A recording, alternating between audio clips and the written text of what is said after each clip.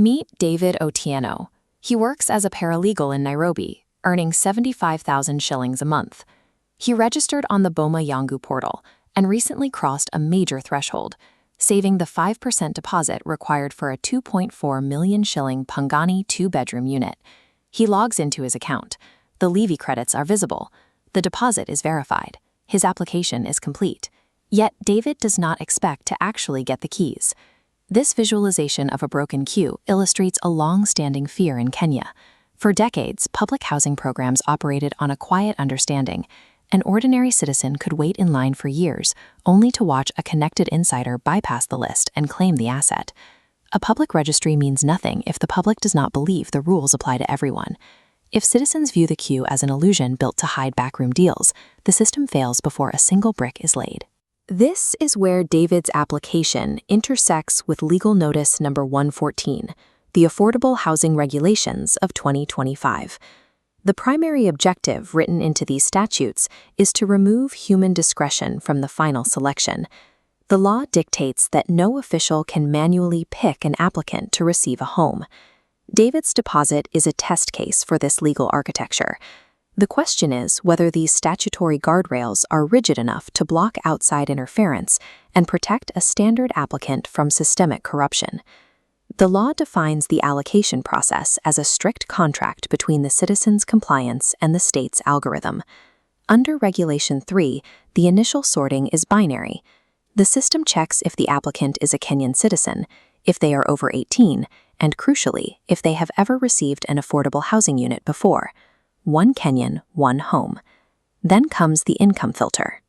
A high-income earner applying for a subsidized social housing unit is automatically blocked by the system and routed exclusively to the market rate tiers. This digital sorting interface represents Regulation 22.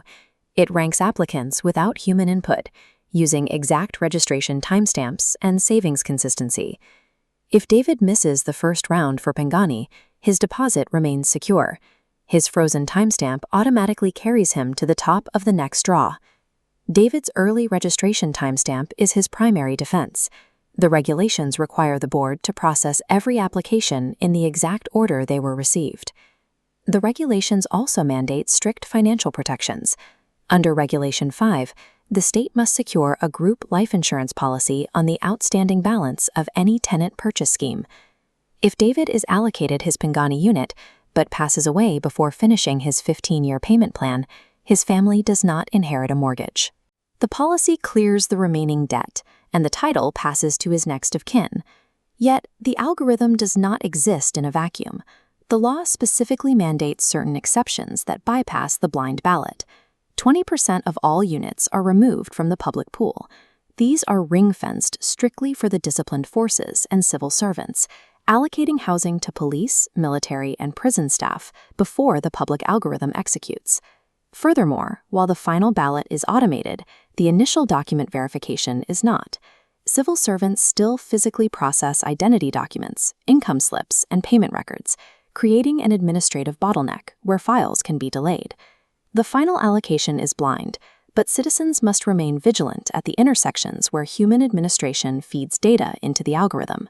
So, if a human administrator rejects David's perfectly valid paperwork, what happens next? Regulation 19 provides a precise 14-day window. Within 2 weeks of a rejection, an applicant can legally compel the Affordable Housing Board to conduct a formal, written internal review. If the board fails to resolve the issue, Regulation 20 invokes Article 47 of the Constitution. David holds the statutory right to bypass the housing administrators completely and appeal their decision directly to the High Court of Kenya. Once the allocation is secure, ownership comes with strict conditions. To prevent property speculation, the law enforces a mandatory holding period. An allocated unit cannot be flipped on the open market for at least 5 years.